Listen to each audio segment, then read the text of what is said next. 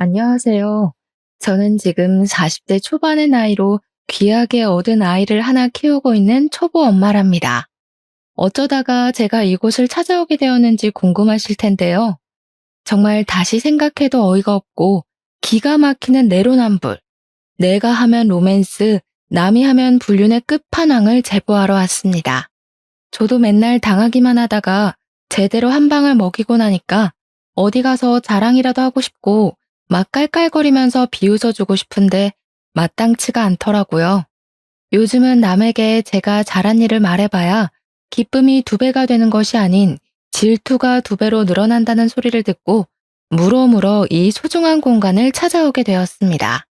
물론 제 사연이 어떻게 소개될지 여러분들에게 들려드릴 수 있는 이야기로 뽑히게 될지 잘 모르겠지만 그래도 글로 한번 풀어보고 나면 제 속이 시원해지지 않을까요? 처음 만남부터 끝까지 하나부터 열까지 전부 저와 맞지 않았던 어마어마한 그 여자에 대한 이야기를 한번 시작해 보도록 하겠습니다. 제 이야기를 들어보시고 세상에 이런 내로남불의 끝판왕이 있는 건지 공감 한번, 그리고 저에게 그동안 마음고생했겠다 하는 위로 한번 부탁드립니다. 다시 이야기를 꺼내보려고 하니 가슴이 무척이나 콩닥거려서 시작을 어디서부터 해야 할지 모르겠지만 일단 한번 한 글자 한 글자 풀어보겠습니다. 저는 꽤 늦은 나이 37살이라는 나이에 동갑내기인 남편을 만나게 되어서 열렬한 연애는 아니었지만 서로 꽤 잘 맞는다는 판단하에 결혼까지 골인을 하게 되었습니다. 물론 나이가 있었기 때문에 새로운 사람을 만나 또다시 연애를 하고 이 사람이 어떤 성향인지 어떠한 버릇이 있는지를 다시 맞춘다는 게 힘들기도 했었습니다. 적당히 괜찮은 사람이라면 그냥 결혼을 해도 나쁘지 않겠다 수준이었는데 생각보다 남편과 저는 여러 가지 부분에서 잘 맞는 구석이 있었습니다. 거기다가 둘 다 나이가 있었으니 그동안 모아두었던 자금 또한 꽤 넉넉한 수준이었기 때문에 돈을 합쳐서 집을 구하고 살림을 차리는데 어려움이 없었습니다. 결혼을 하겠다는 이야기가 나온 이후에 양가에서는 드디어 이 골칫덩어리들을 치운다고 생각을 하신 건지 저희 부부보다 더 신이 나서 준비를 해주셨습니다. 미운 놈 떡 하나 더 주신다는 건지 양가에서 이거저거 다 챙겨주시고 제발 이제 집에서만 나가달라고 하셔서 저희 부부는 어이가 없기도 했었습니다. 아무튼 두 집안에서 찬성하는 결혼을 하게 되었고 둘 다 나이가 꽤 있었기 때문에 아이를 빨리 낳아서 키우고 싶다는 생각을 꾸준히 하게 되었습니다. 더 있다가는 노산이고 자연 임신이 더 힘들어질 것이라는 산부인과의 말에 따라 저희는 결혼 초부터 산부인과를 꾸준히 다니며 임신을 위한 준비를 하게 되었습니다. 물론 처음에는 너무나도 어렵고 은근히 부끄럽기까지 한 검사들의 속이 상한 적도 있었고 하고 싶지 않다는 생각을 하기도 했었습니다. 하지만 그때마다 남편이 빨리 우리를 닮은 아이들을 낳아서 북적북적하게 행복하게 살자며 저를 다독여주고 감싸 안아주었기에 더 힘내서 노력을 할 수 있었습니다. 만약 저 혼자만의 노력으로 이 모든 일을 해야 했다면 중간에 몇 번이고 포기를 하고 싶었던 적이 꽤 있었을 것 같습니다. 저희 부부가 임신을 위해 노력을 하고 있다는 것을 양가에서도 물론 잘 알고 있었기에 저에게 오히려 조심스러운 모습을 보여주시면서 제가 불편함을 느끼지 않도록 해주셨습니다. 의외로 깐깐하실 줄 알았던 시부모님께서는 저와 남편의 결혼을 좋아하셨고 저에게도 잘 지내보자는 말을 몇 번이나 건네시며 본인들을 어려워하지 말라고 하셨습니다. 시부모님께서는 제 눈치를 살피시면서 자기들은 시집살이나 구박 이런 거 전혀 하지 않을 거고 제사도 없다면서 좋은 시댁이 되겠다고 약속을 해주셨습니다. 대신에 저에게 지켜야 할 부분이 있다며 내년 있는 명절 2번만큼은 꼭 시댁에서 밥을 같이 차리고 같이 식사를 하자고 하셨습니다. 늘 그런 식으로 명절을 보내왔다고 하시는데 사실 1년에 2번 가서 밥 차리고 밥 먹고 하는 거라면 누가 못하겠어요. 당연히 저도 할 수 있다고 말을 했습니다. 무슨 일이 있어도 명절은 시댁에서 보내기로 하고 결혼을 하게 된 것이었는데 결혼 후 첫 명절에 왜 시부모님께서 같이 밥 먹는 것을 그리 어려워하시며 말을 했는지 알게 되었습니다. 시댁에는 정말 제대로 된 악당이 하나 살고 있었는데 그건 바로 남편의 누나 손위 신우였습니다. 결혼식을 코앞에 둔 어느 날 추석이 다가와서 미리 예행 연습을 할 겸 시댁의 식사 분위기를 알아볼 겸 시모가 말을 했던 것처럼 시댁에 찾아가게 되었습니다. 어차피 가족이 될 사이인데 결혼식 전이라고 시모가 미리 말했던 시댁 행사를 참석하지 않는 것도 이상해 보일 것 같아서 시간을 내서 찾아가게 된 것입니다. 저는 일단 첫 명절이기 때문에 옷도 나름 갖춰 입고 인사를 드린 뒤에 옷을 편한 옷으로 갈아입고 시모의 일을 도우려고 준비를 마쳤습니다.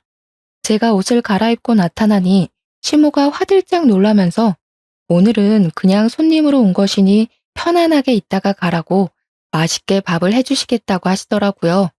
이왕 온 거 저도 시모를 도와서 일을 하겠다고 시모와 웃으면서 실랑이를 벌이고 있었습니다. 사실 제가 와서 어떻게 손님처럼 가만히 앉아서 차려주시는 밥상을 받아먹고 있기만 할 수 있겠습니까?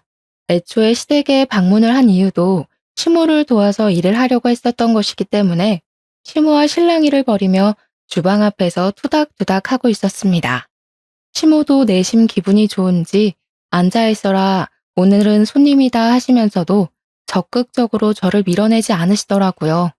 그렇게 한참 대화를 나누면서 식사를 차릴 준비를 막 시작했는데 그때 잠옷 차림을 한 신우가 떡진 머리를 벅벅 긁으면서 방에서 걸어 나오고 있었습니다.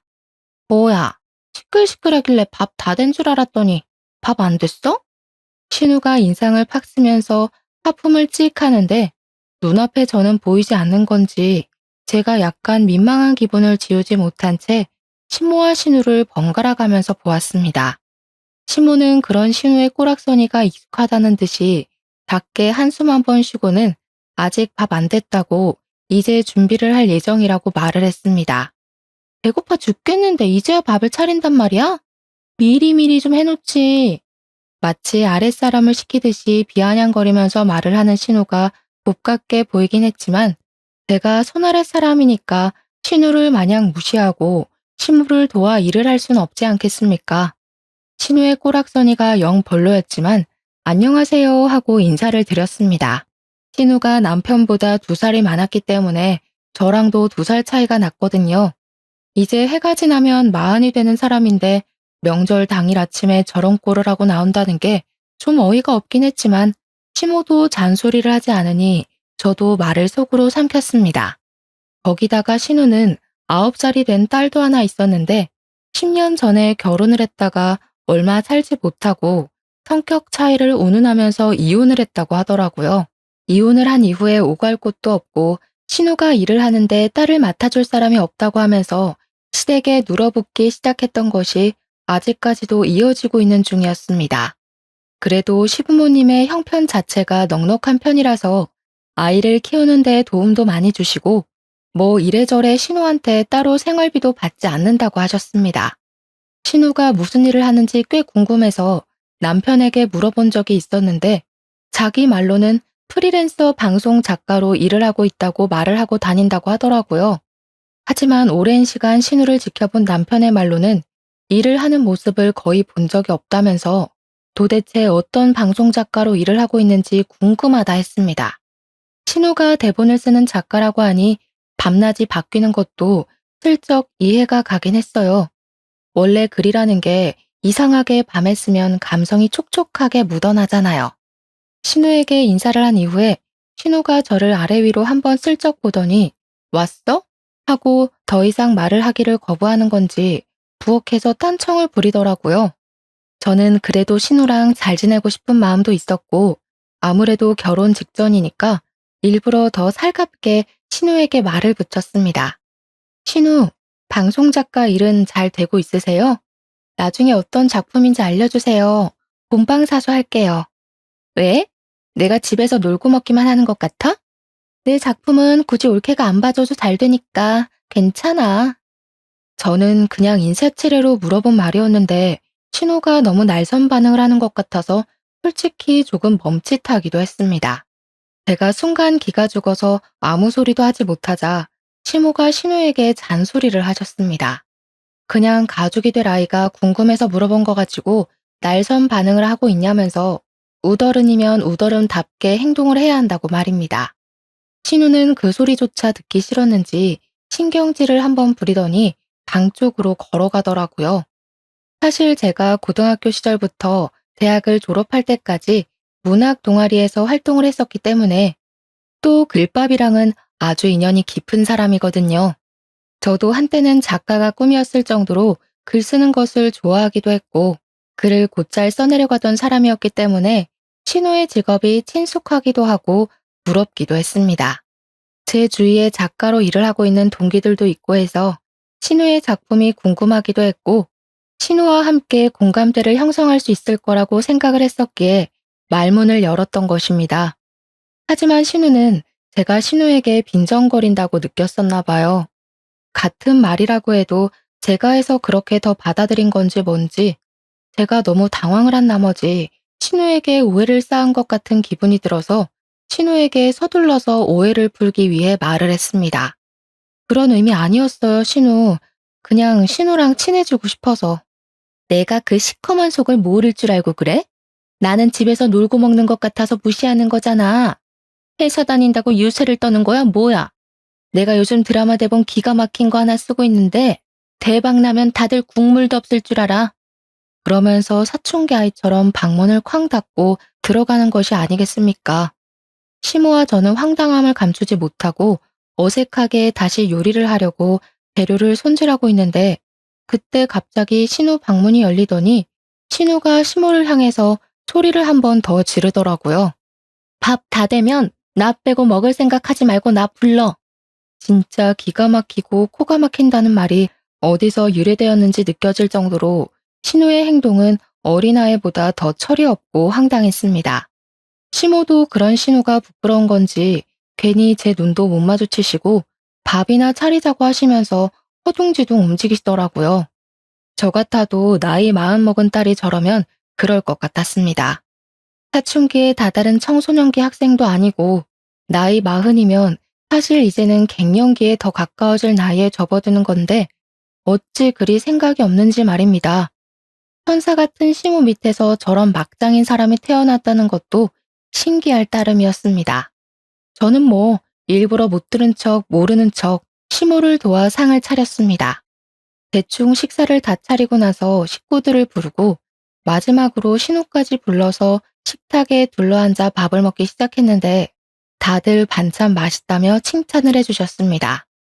시부께서는 시모의 음식 솜씨가 워낙 좋지만 며느리가 거들어져 그런지 더욱 맛있는 것 같다고 일부러 제 칭찬을 더 해주시면서 분위기를 끌어올리셨습니다. 시모도 맞장구를 쳐주시면서 늘 혼자 준비해서 심심했는데 며느리가 오니까 복작복작하게 느껴지는 게 훨씬 수월하고 좋았다며 저를 예뻐해 주셨고요. 시부모님 두 분이 저를 칭찬을 해주시니 저도 기분이 좋아져서 남편이랑 웃으면서 밥을 먹고 있었는데 오로지 딱 한 사람, 신우만이 불퉁한 얼굴로 앉아서 밥을 먹더라고요. 이거는 뭐 흉도 아니긴 하지만 저희 신우 풍채가 진짜 남다르게 좋은 편이거든요. 키는 전혀 큰 편이 아닌데 몸무게는 엄청나게 많이 나가는 사람이었습니다. 신우가 밥을 많이 먹는다는 것을 아는 시모가 고봉밥을 산더미처럼 퍼서 줬는데 사실 저는 그 밥을 보고 이걸 누가 다 먹냐고 엄청나게 놀랐었어요. 이걸 사람이 한 끼에 다 먹을 수 있다고요? 할 정도로 밥을 꾹꾹 담아서 퍼주었음에도 불구하고 신우는 밥이 부족하다면서 밥솥을 여는 게 아니겠습니까? 그런데 시모랑 저랑 밥을 할 때 밥이 애매하게 남으면 꼭 찬밥이 된다고 인원수 딱 맞춰서 밥을 하자고 하셔서 밥이 밥솥에 남아있는 게 없었습니다. 마지막 쌀 한 톨까지 싹싹 긁어서 신우의 밥그릇에 전부 올려놨기 때문이었죠. 거기다가 그 정도 밥 퍼줬으면 충분은 무슨 넘친다고 생각을 했고요. 신우가 밥솥에 밥이 없자 신경질을 확 내면서 저를 째려보는 게 아니겠습니까? 저는 왜 저한테 불똥이 튀는지 알 수 없었습니다. 일부러 밥 적게 한 거야? 나 배고프라고? 당장 쌀 씻어. 밥해. 밥을 먹다 말고 밥을 또 하라고요? 이거 먹고 누구 코에 붙여? 즉석밥 같은 것도 없어 집에? 도대체 우리 집엔 있는 게 뭐야? 그러더니 제 남편을 보고 나가서 즉석밥이라도 사오라고 신경질을 부리는 게 아니겠습니까? 오죽하면 시부모님도 황당했는지 일단 앉아서 있는 밥이나 다 먹고 말을 하라면서 신우를 말렸습니다. 지금 마누라 앞이라고 무게 잡는 거야 뭐야? 나 이걸로 모자라다니까? 명절날 점심부터 이게 뭐 하는 짓이야? 나이를 먹었으면 철이라도 들어야지. 그냥 있는 밥이나 다 먹어. 남편도 지지 않고 신우에게 모진 말을 뱉더라고요. 저는 가운데서 시부모 눈치 보랴 남편 눈치 보랴 새우등 터지는 꼴로 앉아서 깨작깨작 밥을 먹고 있었습니다. 신우는 가족들이 본인의 편을 들어주지 않고 계속 무시를 하자 그게 분했는지 뭔지 갑자기 숟가락을 탁 내려놓고는 방으로 들어가더라고요. 먹는 걸로 치사하게 군다 진짜. 더러워서 안 먹어. 신우가 들어가고 나서 신우 밥 공기를 보니까 깨끗하게 싹싹 비워냈더라고요. 방으로 들어간 신우는 가족들이 식사를 마칠 때까지 나오지 않았습니다. 시부모님도 민망한지 고개 푹 숙이고 식사를 하시는데 여념이 없었고 남편만 혀를 끌끌 차면서 방으로 들어간 신우를 째려보더라고요. 으유, 저 화상. 저것도 누나라고. 설거지하기 싫으니까 술을 쓰면서 들어가네. 불편하고 어색한 분위기 속에서 밥을 다 먹고 설거지까지 시무랑 저랑 오순도순 해치운 다음에 다 같이 앉아서 과일을 깎아 먹을 준비를 하고 있었습니다. 그런데 우리끼리 과일을 깎아 먹으려고 하니까 방에 들어가 있는 신우가 은근히 신경 쓰이고 불편하지 않겠습니까? 결국에는 제가 신우 방에 노크를 하고 같이 과일이나 먹자면서 신우를 불렀는데 신우가 불퉁한 표정으로 방문을 열더니 저에게 그러더라고요. 과일? 나는 과일 같은 건 헛배 불러서 별로 안 좋아하는데. 빵 없어? 롤케이크 같은 거라도 사서 왔어야 하는 거 아니야? 어떻게 된 게 내 동생이나 올케나 이렇게 센스가 하나도 없을 수가 있지? 제가 쏟아지는 질책에 어이가 없어서 이걸 들이받아야 하나 말아야 하나 고민을 하고 있는데 신우가 피식 웃더니 저한테 그러더라고요. 보통 이 정도 하면 나가서 사오던데 눈치가 없는 편이구나? 나는 우유크림 들어있는 게 좋더라. 누나는 손이 없어 발이 없어? 애도 엄마랑 아빠가 다 봐주고 누나는 방에서 뭐 한다고 그렇게 바빠? 내가 잘 나가는 드라마 작가 되면 알짤없어? 진짜 두고 봐. 그러더니 다시 한번 방문을 쾅 닫더라고요.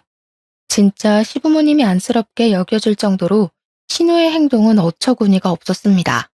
근데 뭐 시부모조차도 그런 신우를 포기하고 아무 말도 하지 않는데 제가 나서서 2살이나 위인 신우한테 한마디 할 수 있는 상황도 아니지 않겠습니까? 저는 이 모든 것들을 꾹꾹 눌러 참고 언젠가 기회가 오면 신우에게 한마디 크게 해줘야겠다 생각을 하고 마음에 담아두고 있었습니다. 당연히 빵은 시부모님께서 사오지 말라고 하셔서 남편도 저도 사러 다녀오지 않았습니다. 빵까지 사오라고 했으면 참지 못하고 한마디 했을지도 모르겠어요. 그 이후에 결혼식을 올리게 되었고 결혼식 당일에 신우는 아무 소리도 하지 않고 얌전히 자리를 지키고 있더라고요. 얼마나 가슴이 조마조마했는지 시집살이를 시키지 않겠다는 말을 지키려고 노력을 하시는 건지 뭔지 시부모님은 저에게 따로 연락조차 하지 않으시며 일상을 보내고 있었습니다. 하지만 전혀 엉뚱한 곳에서 시집살이가 시작되었는데 그것은 바로 집에서 놀고 먹는 신우였습니다. 도대체 하는 일도 전혀 없는 백수나 다름없는 사람이면서 왜 저를 부려먹으려고 그렇게 눈에 불을 켜고 달려드는지 알 수가 없었습니다. 저는 직장을 다니고 있는 사람인데 평일이고 주말이고 할 것 없이 자꾸 저에게 이것저것 부탁을 빙자한 심부름을 시키는 게 아니겠습니까? 차라리 딱 잘라서 심부름 같아 보이면 저도 거절을 할 텐데 안 들어줄 수도 없는 그런 애매한 것들을 시키더라고요. 우리 엄마가 단팥빵이 먹고 싶다고 하던데 혹시 백화점 지하 1층에 있는 빵집에서 사다 줄 수 있어? 엄마가 너무 찾네. 마침 거기 올케네 집 근처잖아. 우리 애가 올케랑 같이 영화를 보러 가는 게 소원이라고 하던데 혹시 주말에 우리 애 좀 데리고 영화 보고 밥도 먹고 할 수 있어? 요즘 몸이 허한지 글쎄 홍삼 선물 같은 거 한번 들어왔으면 좋겠다 싶더라. 우리 엄마가 손녀딸 보느라 힘들잖아. 자꾸 시댁 핑계를 대면서 저에게 이것저것을 조르는데 염치가 없어도 너무 없지 않겠습니까? 거기다가 다른 건 몰라도 시조카를 저에게 맡기려고 하는 건 선 넘었다고 생각했습니다. 하지만 시조카가 신우와는 다르게 일찌감치 철이 조금 들어있었고 평소에도 귀찮게 굴거나 하지 않았기 때문에 신우를 위해서가 아니라 황혼 육아로 힘들어하시는 시모를 위해서 신우의 심부름을 했어요. 시모 생각에 제가 가끔 시조카를 대신 돌봐주기도 하고 그렇게 시간을 보내고 있었습니다. 하루는 시모에게도 일이 있어서 안 된다며 신우의 간곡한 부탁에 시조카를 보게 되었는데 9살이면 초등학생이지 않겠습니까? 같이 마트에 갔다가 유행하는 캐릭터 인형을 선물로 사주게 되었는데 시조카가 정말 선물이라는 걸 처음 받아보는 사람처럼 너무 좋아하더라고요. 시조카가 처음으로 아이 같은 모습으로 방방 뛰는데 이런 걸 자주자주 사줘도 되겠구나. 선물하는 보람이 있구나 하고 느끼게 되었습니다. 그런데 어느 날 저녁에 신우에게서 전화가 와가지고 저에게 성질을 버럭 부리는 게 아니겠습니까? 이런 걸 왜 사줘서는 애가 다른 모양의 캐릭터까지 사달라고 하게 만드는 거야? 그 많은 것들 중에서 덜렁 한 개만 사줄 거면 올케 때문에 우리 애가 인형 사달라고 조르고 난리가 났으니까 다른 인형까지 올케가 사줘. 신우, 하나씩 모으는 재미가 있어야죠. 신우가 좀 챙겨주세요. 요즘 애들은 저런 거 하나씩 다 가지고 논대요. 가끔 칭찬해줄 일 있을 때마다 하나씩 사주면 되잖아요. 내가 대기업에 다니니 뭘 하니? 돈 있는 너네가 사다 주면 몰라도 내가 무슨 돈이 있어서 저 비싼 걸 하나하나 챙겨서 주냔 말이야. 내 옆에서 듣고 있던 남편이 씩씩거리면서 전화를 바꿔들고는 앞으로는 국물도 없을 줄 알라고 사줘도 이런 전화를 받아야 하는 거냐고 버럭했습니다. 그 뒤로는 신우의 행동은 아주 파격적으로 변하게 되었는데 제가 시댁에만 가면 저를 못 잡아먹어서 안달이 난 사람처럼 옆에 딱 붙어서 참견을 해댔습니다. 밥을 할 때도 제가 만든 반찬만 콕 골라집고는 맛이 없네, 간이 짜네, 이렇게 먹다가는 나트륨 중독에 걸리겠네 하면서 쓸데없는 트집을 잡기도 했고요. 남편이 결혼하고 운동을 열심히 해서 살이 조금 빠졌는데 제가 제대로 먹이질 않고 일만 시켜서 살이 빠진 것처럼 꾸며대며 이야기를 하더라고요. 하루는 시조카가 제가 새로 산 휴대폰을 보고 휴대폰을 구경해봐도 되냐고 묻길래 그러라고 했더니 가져가서 아무거나 막 눌러보더라고요. 처음에는 별 신경을 쓰지 않았는데 제가 회사 일 때문에 메신저 앱에 비밀번호를 걸어놓은 걸 그 비밀번호를 풀겠다고 아무 숫자나 막 눌러보는 겁니다. 작은 엄마, 왜 비밀번호가 걸려있어? 이거 풀어주면 안 돼요? 나도 친구들한테 메시지 보내고 싶은데. 하지만 제 메신저 앱에는 회사 보안 문제가 잔뜩 걸린 일들이 가득해서 안 된다고 시조카에게 딱 잘라서 이야기를 하게 되었습니다. 사실 메신저 앱 말고 그냥 일반 문자 메시지 써도 되는 일이기 때문에 시조카를 설득하려고 했는데 신우가 그걸 보더니 바로 시부모 앞에서 비아냥거리더라고요. 옳게. 수상하게 왜 비밀번호를 걸어서 메신저를 못 쓰게 해? 혹시 바람이라도 피우는 거 아니야? 어디 한번 풀어봐. 우리 구경이나 하자. 바람 피우는 거면 어떡해. 아직 결혼한 지 1년도 안 됐는데. 알고 보니 전 남자친구들이랑 연락하고 지내는 거 아니야? 신우, 그게 무슨 소리예요. 저 그런 적 한 번도 없고 회사 보안 문제 때문에 어쩔 수 없이 걸어둔 거예요. 옳게. 정색하는 거야 지금? 농담인데 뭘 그렇게 과하게 반응을 하고 그래. 농담이어도 할 말이 있고 하면 안 되는 말이 있죠. 시부모님도 다 계신데. 지금 올케가 나 가르치는 거야? 세상 오래 살고 볼 일이네. 아니 내가 궁금해서 물어보는 거잖아. 궁금해서. 혹시 바람이라도 피우고 있으면 우리 동생은 낙동강 오리알 되는 건데. 안 그래? 그러게 왜 의심스럽게 메신저 앱만 비밀번호를 잠가놨냐 이거지. 회사 보안 문제 때문이라고 말씀드렸잖아요. 세상에 어느 회사가 이런 메신저로 일거리를 주고받아? 다 회사 이메일이나 그런 거 쓰는 거 아니야? 자꾸 숨기니까 더 의심되네? 어디 한번 까봐. 신우가 자꾸 말도 안 되는 트집을 잡으면서 요구를 하니까 한번 보여줄까 하는 생각이 들다가도 열이 받아서 보여주고 싶지 않더라고요. 저랑 신우랑 대치를 하고 있는데 분위기가 점점 험악해지니까 시부가 나서서 중재를 한다고 제 편을 들어주셨습니다. 막장 드라마 같은 것만 보고 있으니까 그런 식으로밖에 상상이 안 되지. 말 본세하고는 할 말이 없어서 그런 말을 농담이라고 해? 우리 가족 맞아? 나도 올케랑 친해지고 싶어서 그런 건데 왜 나만 가지고 그래? 그러면서 또 방으로 들어가 버리는 게 아니겠습니까?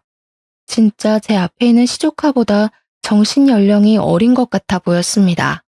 오죽하면 시조카가 저에게 외숙모 죄송하다면서 휴대폰을 돌려주더라고요. 괜찮다고 말을 하긴 했지만 시조카가 조금 안쓰러워 보이고 마음이 쓰였습니다. 그 뒤로 한동안 시댁에 불편해서 발걸음을 하지 않았네요. 사실 저희 부부는 결혼 초부터 산부인과를 다니면서 아이를 가지기 위해 노력을 많이 했었는데요. 병원에서 몇 차례 배란일에 시도를 해보라고 해서 배란일 체크도 하고 백방으로 노력을 했지만 아이가 잘 들어서지 않았어요. 그래서 결혼하고 1년이 지나면 시험관을 하기로 했었습니다. 때마침 결혼 일주기가 다가오고 있었고 더 늦어지면 정말 마흔이 넘어서 아이를 낳을 수도 있겠다는 불안함이 생기더라고요. 저와 남편은 조금 몸이 힘들더라도 하루빨리 아이를 가지고 싶다는 생각에 시험관 시술을 하기로 결정을 했고 그 복잡하고 힘든 과정을 2차례 반복을 했습니다. 첫 술에 배부를 수 없다는 말처럼 처음에는 실패로 돌아갔기 때문에 2번째에는 영양제도 더 잘 챙겨 먹고 마음의 안정을 가지려 노력을 하면서 시도를 하게 됐습니다. 간절한 바람 때문이었는지 아니면 정말 때가 되어 찾아오게 된 것인지 시험관 2번째 시도 만에 뱃속에 우리의 소중한 결실이 자리 잡게 되었습니다. 저는 안정기가 올 때까지 시댁과 친정에 알리지 않았고 병원에서도 착상이 잘 되었지만 임신 10주가 넘어갈 때까지는 조심하라고 해서 정말 조심하면서 지냈습니다.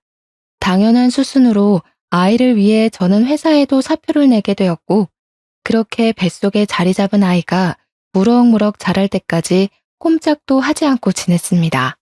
그 덕분에 아이는 건강하게 매주 자라났고 저는 그제야 시댁과 친정에 알렸으며 양가에서는 눈물을 줄줄 흘릴 정도로 너무 좋아하셨습니다.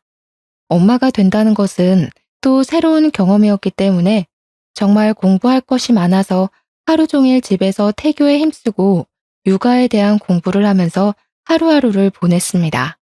하지만 신우는 제가 임신한 것이 불만이었는지 뭔지 대놓고 말을 못하지만 은근히 구시렁거리더라고요. 저는 아이에게 좋은 것만 들려주고 싶어서 시댁의 발길을 끊었습니다. 당연히 이 부분은 시부모님께서도 양해를 해주셨기 때문에 가능한 일이었습니다. 아이를 출산한 이후에는 정말 육아가 지옥이라는 말이 왜 생겼는지 알 수 있을 만큼 정신없는 나날을 보내게 되었습니다.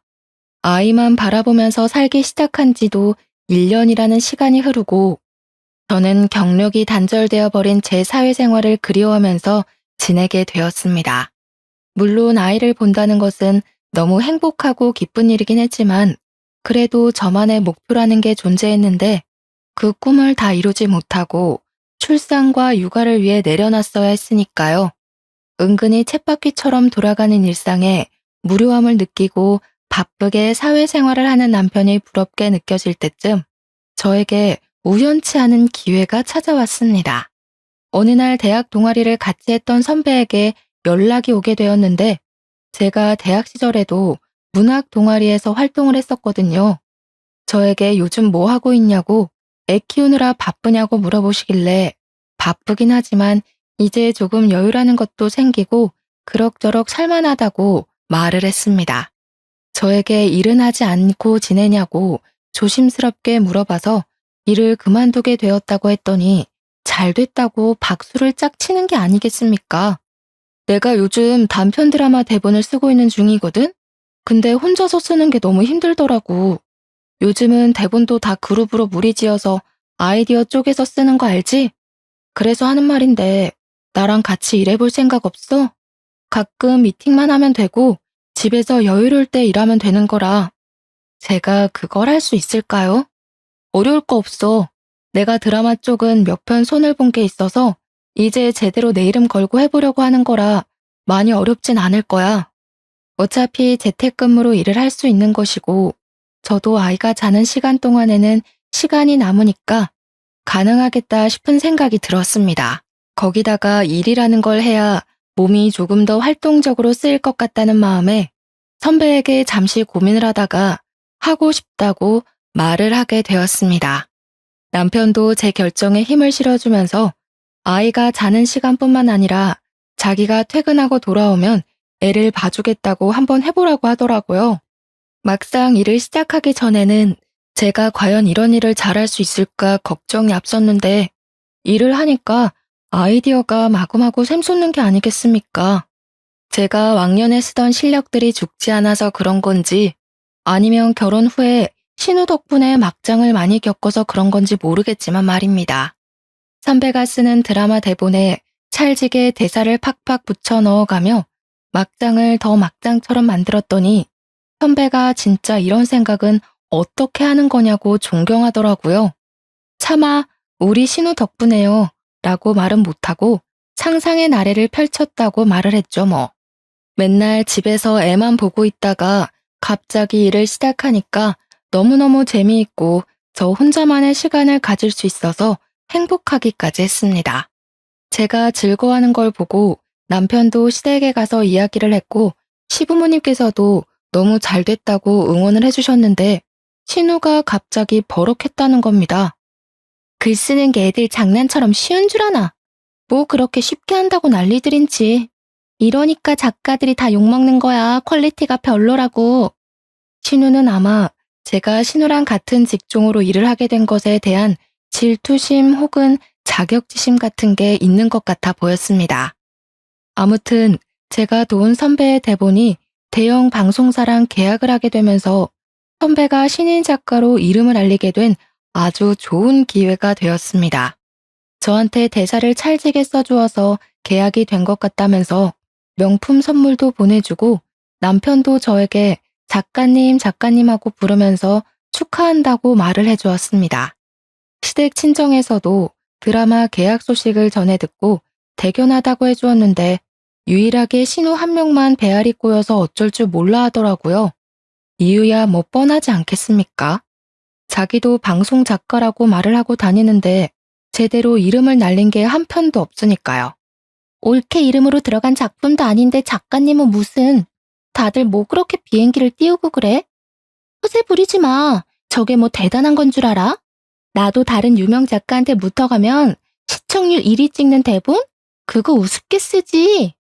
속으로 우리 선배도 유명 작가 아니고 이제 막 첫 작품을 시작한 신인 작가라고 말을 하고 싶었지만 그래봐야 거품 물고 있는 신우랑 머리채 뜯기밖에 더하겠나 싶었습니다. 한 번이라도 곱게 칭찬을 해줬으면 저도 기분 좋았을 텐데 시기 질투가 워낙 심해서 뭐 바라지도 않았어요. 그렇게 1년 반이라는 시간이 더 지나고 드라마 첫 화가 반영되는 날을 기념해서 시댁에 다 같이 앉아서 TV를 보기로 했습니다. 솔직히 저는 그냥 대사만 거들었던 드라마였지만 시부 시모가 너무너무 재미있다면서 엄청나게 집중을 해서 드라마를 시청해 주시더라고요. 그런데 첫 화에서 남자 주인공이 불륜을 피우는 장면이 나오는데 그걸 보더니 신우가 콧방귀를 끼면서 시비를 걸고 넘어지는 게 아니겠습니까? 올케, 진짜 바람 피우는 거 아니야? 대본을 어떻게 저렇게 쓸 수 있지? 하루 이틀 해본 솜씨가 아닌 것 같은데? 그러면서 제 남편을 보면서 이렇게 이야기를 하더라고요. 동생아, 이 누나 말 잘 들어. 저런 경험이 없으면 대본도 쓸 수가 없는 거야. 예전에 올케가 휴대폰에 메신저도 숨기고 하던 거 기억하지? 올케가 남자 만나고 그러고 다니는 거 아니야? 우리 동생 진짜 조심해야겠다. 그러면서 제 불륜을 다시 한번 의심하는 게 아니겠습니까? 속에서 뜨끈뜨끈한 열불이 막 올라오더라고요. 시댁 식구들 다 집중해서 드라마를 보고 좋은 분위기를 형성하고 있었는데 찬물을 끼얹어도 어떻게 이렇게 완벽한 타이밍에 확 던지는 건지 저도 참지 못하고 신우에게 결국 한 방을 던지기로 결심하고 입을 뗐습니다. 아, 작가의 경험이 대본에 녹아드는 거라고 하셨죠? 그럼 형님도 지금 쓰시고 있는 대본 다 형님 경험이신 거예요? 신우 얼굴이 순식간에 새하얗게 질리는 게 아니겠습니까? 사실 지난 명절에 신우가 시켜서 시댁 구석구석 청소기를 돌리고 신우 방에도 청소기를 돌려주겠다고 들어간 적이 있었습니다. 그때 우연치 않게 켜져 있는 노트북을 발견했고 대본이 쭉쭉 써져 있는 걸 봤는데 저장을 해두지 않았더라고요. 혹시 제가 청소하다가 건드리기라도 할까봐 저장 버튼을 눌러주었습니다. 그러다가 정말 의도치 않게 신우가 쓴 대본을 몇 줄 읽게 되었는데 내용이 정말 저급한 삼류소설이 따로 없다 싶을 정도로 구렸습니다. 읽어보니까 여자 주인공이 남편 몰래 바람을 피워서 이혼을 당하고 사는 이혼녀의 내용이었는데 이혼 후에 만난 여러 남자들에 대한 이야기를 시나리오 형식으로 써놨더라고요. 이 내용만 봐도 어떤 건지 딱 감이 오지 않겠습니까? 바로 신우가 일기처럼 본인 경험에 대해 줄줄 늘어놓은 것이구나 하는 생각이 들었습니다. 그래서 저는 드라마가 끝나기 무섭게 TV를 끄고 시부모님이 듣고 계신 자리에서 당당하게 다 말을 했습니다. 신우, 저 정말 궁금해서 그러는데 혹시 바람 피워서 이혼당하신 거예요? 예, 아니야. 그 썩을 사위놈이 바람을 피워서 이혼한 거야. 세상에 어떻게 지처를 두고 바람을 피우는 짓을 할 수가 있는지. 엥? 어머님, 잘못 알고 계신 것 같아요. 형님이 좀 전에 그랬잖아요. 작가는 경험에서 어우러진 내용을 쓴다고요. 제가 저번에 본 형님 대본에는 주인공이 딴 남자랑 바람 피워서 이혼당한 싱글맘에 대한 내용이던데요. 아, 그리고 제가 정말 몰라서 물어보는 거예요. 거기에 호프집에서 만난 키가 185cm인 남자에 대해 써져 있던데 신우가 혹시 이번 주에 외박하지 않았어요? 신우가 진짜 엄청나게 당황하더니 저에게 정신 나간 년이라고 말을 하면서 악담을 퍼붓는 거냐고 절대 아니라고 시부모님 앞에서 고래고래 소리를 지르더라고요. 저는 일부러 신우 열받으라고 비아냥거리면서 이야기를 했습니다. 아, 아니면 말고요. 저도 농담이에요. 뭘 그렇게 발끈까지 하세요? 그냥 형님도 작가시니까 본인 경험이 대본에 적혀있진 않을까 확인차 물어본 건데 그렇게 화를 내시니 더 의심스럽네요? 제가 일부러 억지 웃음을 지으면서 말을 하는데 남편이 그 분위기에서 아주 조용히 입을 열었습니다. 사실 누나가 바람 피운 거 맞잖아.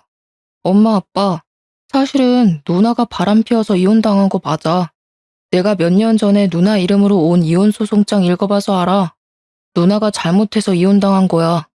그 순간 분위기가 싸해지더니 시모가 갑자기 머리를 부여잡고 목소리를 내시면서 주저앉으시고 시부는 신우한테 그게 사실이냐고 추궁을 시작하셨습니다. 신우가 처음에는 허옇게 질려서 아무 말도 못하더니 다 들켰다는 생각이 들었는지 조금은 뻔뻔할 정도로 순순히 맞는다고 대답을 했습니다. 그러니 시부가 부들부들 떨리는 몸을 하고서 신우에게 분노를 억누르고 말을 하시더라고요. 너 여태 거짓말한 거야? 어떻게 부모를 속여? 왜 애꿎은 사위 욕을 하게 만들어? 넌 네 딸 보기 부끄럽지도 않냐? 철이 없어도 어쩜 이렇게 철이 안 들어? 언제까지 부모가 네 그늘막이 되어줄 것 같냐? 너 안 되겠다. 이게 진짜 오냐오냐 해주니까 당장 이 집에서 나가. 네 딸 데리고 나가서 스스로 돈 벌어서 살아. 이제 스스로 알아서 살라는 말에 신우가 기겁을 하더니 그때부터 무릎을 꿇고 시부 다리를 붙잡고서는 한 번만 살려달라고 울고불고 하더라고요. 아빠 딸 쫓아내면 진짜 노숙자가 될지도 몰라. 진짜 한 번만 살려줘. 시부와 시모는 꿈쩍도 하지 않았는데 그 순간 방에서 자고 있는 시조카가 소란스러웠는지 깨서 나오더라고요. 시조카에게 다시 방으로 들어가라고 말을 하려는 순간 진짜 신우년이 답도 없는 소리를 한 건지 시조카가 멍한 얼굴로 신우에게 물어보더라고요. 엄마가 바람 피운 거야? 시조카가 눈물을 뚝뚝 흘리면서 신우에게 질문을 하는데 온 가족이 아무 말도 하지 못하고 입을 꾹 다물었습니다. 초등학생이니까 이미 알 건 다 아는 나이 아니겠습니까? 신우는 시조카에게도 가스라이팅을 했던 것이었습니다. 바람 피운 아빠가 나쁜 놈이라고 다시는 아빠를 볼 생각도 하지 말라고 애한테 무한히 세뇌를 시켜놨던 것입니다.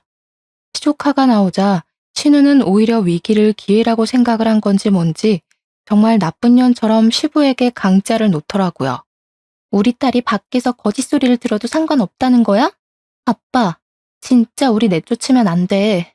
아빠가 안 도와주면 우리 딸 밥도 제대로 못 챙겨 먹일 거고 새 옷도 못 사주고 할 텐데 그럼 친구들 사이에서 당연히 왕따를 당하지 않겠어? 아빠는 손녀딸이 그런 취급당하면 좋겠냐고. 야, 너는 뭘 울고 있어? 빨리 할아버지 잘못했어요 하고 빌어.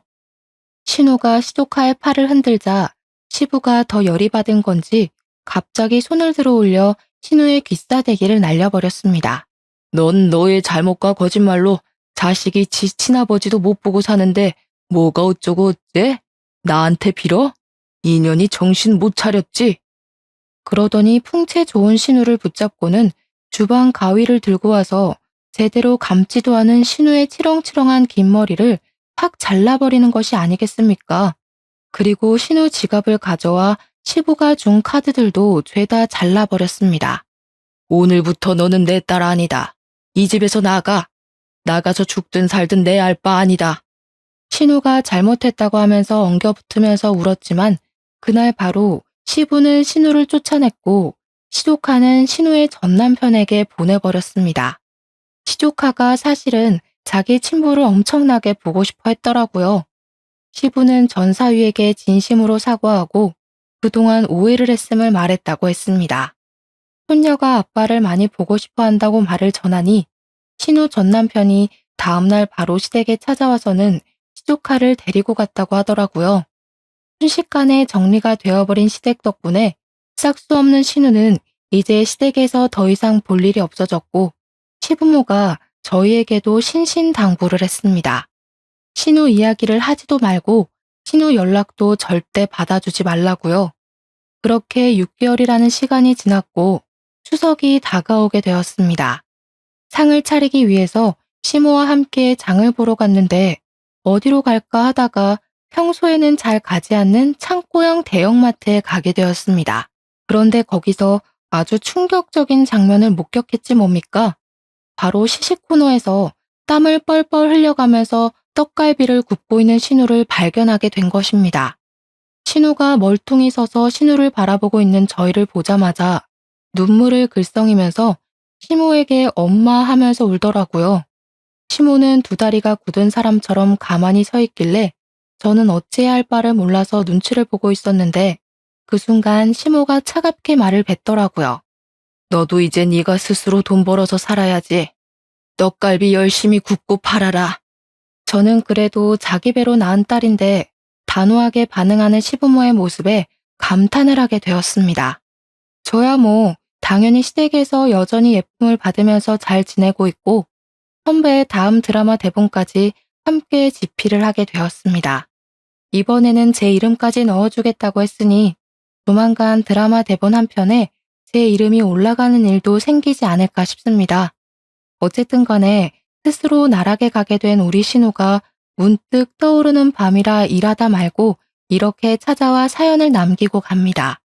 이래서 사람이 착하게 사는 게 중요하다고 하나 봐요. 여러분들도 남에게 상처 주는 말은 멈추시고 나 자신을 사랑하며 살길 바라겠습니다. 감사합니다.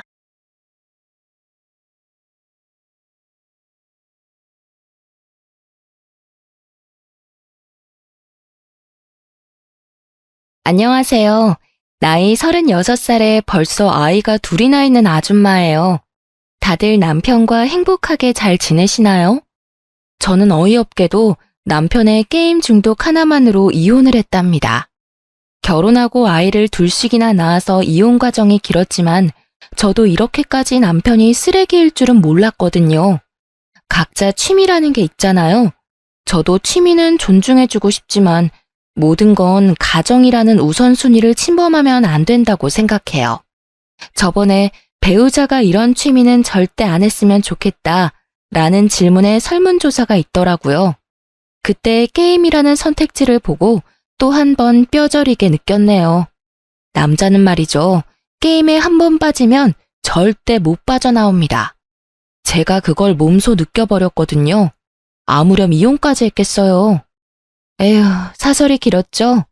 이제 어떻게 하다 이혼까지 결심했는지 제 사연 몇 자 적어보겠습니다. 요즘 아이 한 명도 안 낳는다고 하지만 저는 아이를 둘이나 낳았네요. 첫째는 아들이고 둘째는 딸이거든요. 둘째 임신했을 때에는 성별이 달라서 좀 아쉬웠어요. 그런데 낳고 나니 너무 예쁘더라고요. 남편이랑 이혼을 결심했을 때 둘째 임신 중이었어요. 저도 잘 살아보고 싶었어요. 자식이 둘인데 둘 다 아빠 없는 아이 소리 들을까봐 이혼까지 생각하긴 참 힘들었네요. 그런데 정말 사람 고쳐 쓰는 거 아니더라고요. 게임 중독 같은 고질병은 고쳐지지도 않았어요. 사실 저도 게임을 정말 좋아하는 편이에요. 그래서 남편이랑 처음 만나게 된 것도 사내에 있는 게임 모임이었어요.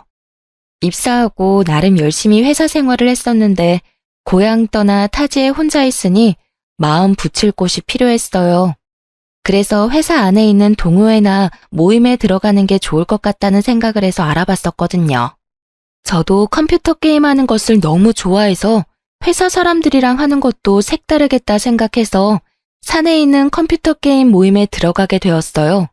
거기에서 제 남편을 처음 만나게 되었죠. 남편은 저보다 1년 선배였어요. 나이는 2살 많았고요. 모임 사람들이랑 퇴근하고 만나서 게임을 할 때도 있고 종종 저녁을 먹으면서 사는 얘기도 나누고 그랬어요.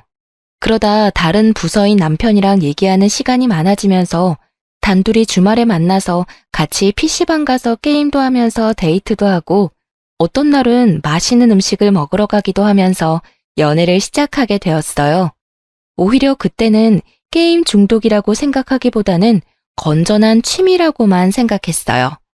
왜냐면 저도 게임을 좋아했고 저랑 같이 즐길 수 있는 정도였으니까요. 그런데 같이 살아봐야 그 사람에 대해서 잘 알게 되는 것 같아요. 남편은 그냥 즐기는 정도가 아니었어요. 게임이 생활인 사람이었어요. 하지만 그걸 모르는 상황에서 덜컥 아이가 생겨서 결혼을 서두르게 되었어요. 둘 다 30대 초중반이었고 둘 다 직장 다니고 있었던 상황이라 양가 어른들께 인사드리고 결혼 날짜 잡고 그런 것들이 순식간에 진행되었어요. 내가 임신해서 결혼하게 되다니 우리 아이 잘 낳아서 키울 수 있을까? 나 너무 걱정돼. 둘 다 일하고 있었던 상황이기도 했지만 마음 한편으로는 계속 불안함이 있었어요. 그때 재촉이 있었던 걸까요? 걱정하지 마. 너는 너 몸 관리만 신경 쓰면 돼. 혹시 배 아프거나 그러면 언제든지 말하고. 혹시 퇴직할 생각은 있어? 퇴직은 아직 이르고 우선 만삭 때까지 다녀보고 육아휴직 먼저 해보려고. 그때 퇴직해도 늦지 않을 것 같아서. 저도 회사 생활 적게 한 것도 아니라서 막상 제 통장으로 들어오는 월급이 없으면 아쉬울 것 같았어요. 다행히도 첫째는 순해서 입덧도 거의 없었고 회사 다니는 게 힘들지 않아서 버틸만 했죠. 그러다 집주인한테 전세금을 올려달라는 연락을 받았어요. 다행히 맞벌이로 일하고 있는 중이었고 남편 월급 100만 원씩 적금을 들고 있었던 상황이어서 대출 좀 더 받고 하면 그래도 어느 정도 맞춰드릴 수 있겠더라고요. 그래서 남편한테 적금 상황에 대해서 물어봤어요. 여보, 아까 집주인한테 연락 왔었어. 이번에는 전세금 올리실 거라고 하시네. 그런데 우리 다른 곳으로 이사 갈 상황도 아니고 나 아이도 가졌으니까 힘들게 이사까진 하지 말자. 적금 든 거 깨고 대출 조금 받아서 여기 그냥 살았으면 해.